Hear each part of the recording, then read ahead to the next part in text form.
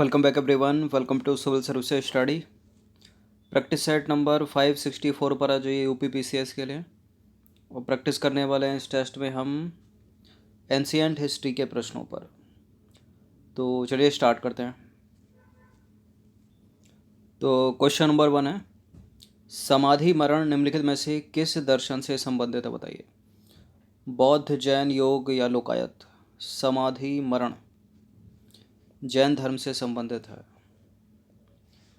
तो समाधि मरण या संथारा या संलेखना जीवन के अंतिम समय में मृत्यु के निकट जाकर स्वेच्छा से अपनाई जाने वाली एक जैन प्रथा है। ठीक है, जब व्यक्ति को यह लगने लगे कि मरने वाला है वो या मृत्यु के करीब है, तो वह खुद खाना पीना त्याग देता है। इसे दिगंबर जैन शास्त्र के अनुसार समाधि मरण या संलेखना कहा जाता है। श्वेतांबर पद्धति में इसे संथारा कहा जाता है। ठीक है, नंबर 2 पर आ जाइए।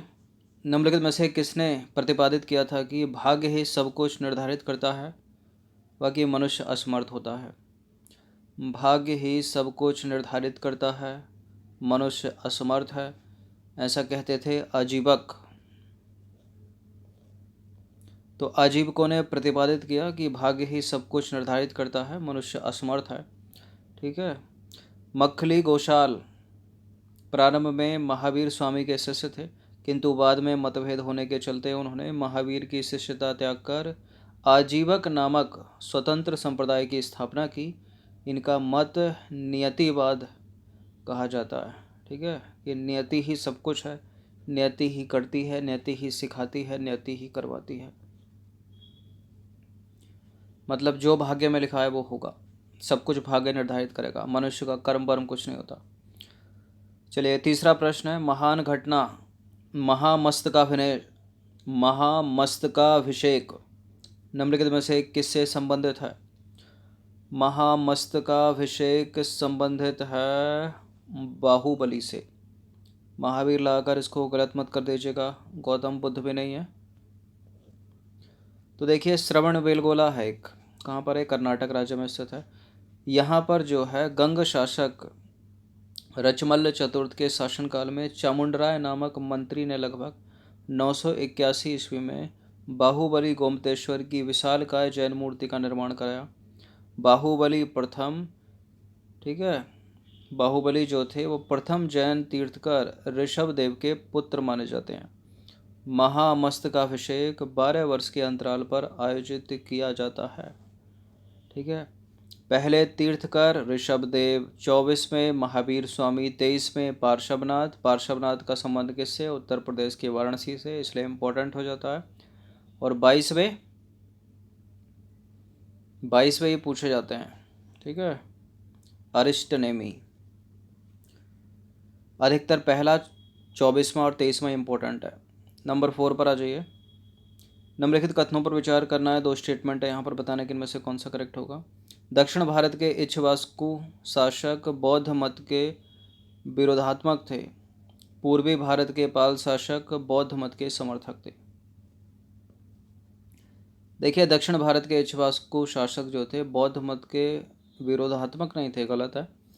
पूर्वी भारत के पाल शासक बौद्ध मत के समर्थक थे, ये दूसरा वाला करेक्ट है, पहला वाला गलत है।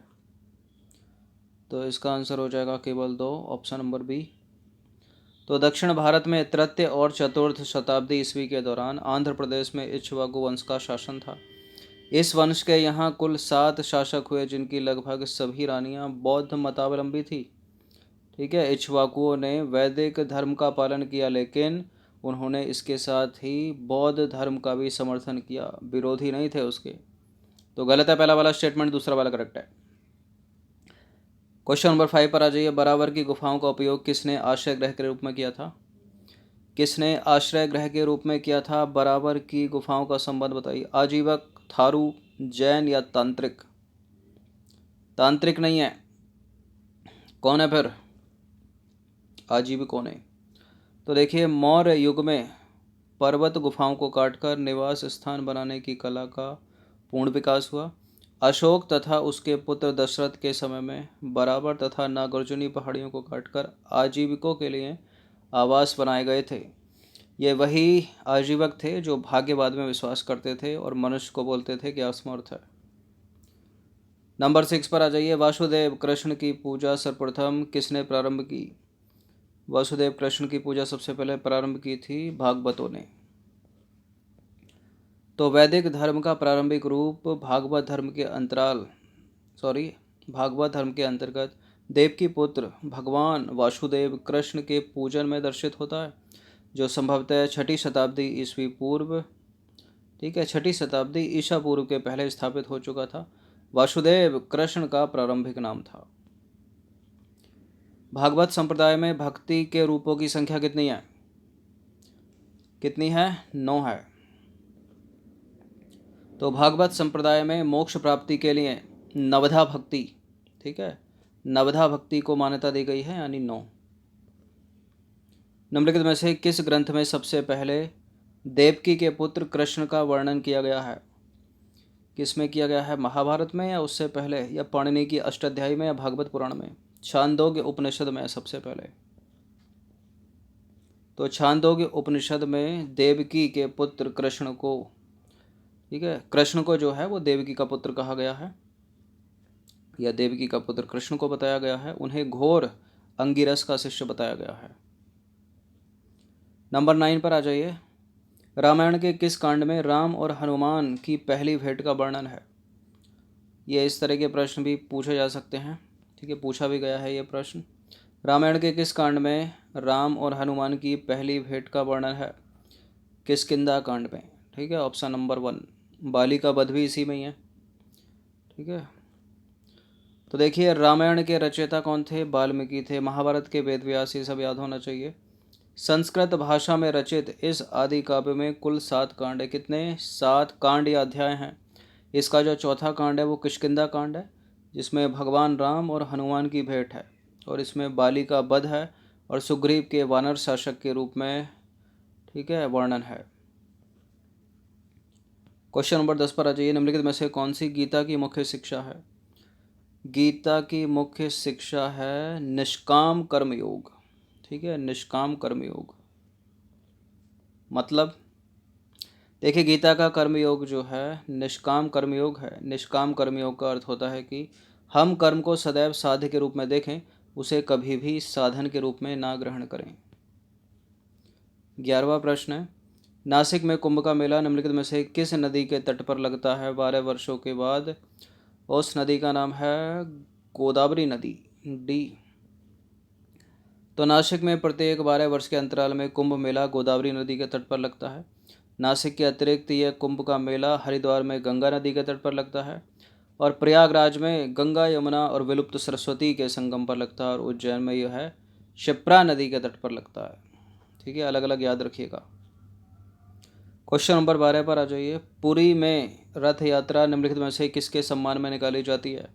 राम, विष्णु, जगन्नाथ से बताइए। तो किसके सम्मान में निकाली जाती है रथ यात्रा पुरी में? उड़ीसा में। जगन्नाथ, भगवान जगन्नाथ के सम्मान में। कौन हुए ये? कृष्ण।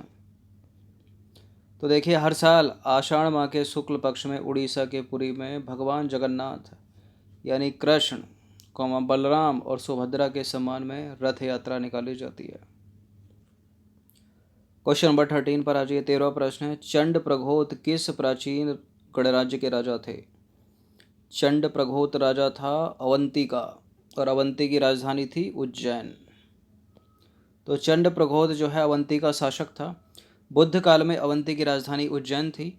बिंबिसार के समय में मगध के साथ चंड प्रघोत का संबंध जो है मैत्रीपूर्ण था। एक बार प्रघोत के पांडु रोग से ग्रसित होने पर बिंबिसार ने अपने राजवैद्य जीवक को उसके उपचार के लिए भेजा था। नंबर 14 पर आ जाइए। 6ठी शताब्दी ईसा पूर्व का मत्स्य महाजनपद स्थित था। कहाँ पर? राजस्थान में, ठीक है, बी है इसका आंसर। तो 6ठी शताब्दी ईसा पूर्व का मत्स्य महाजनपद राजस्थान के जयपुर क्षेत्र में स्थित था।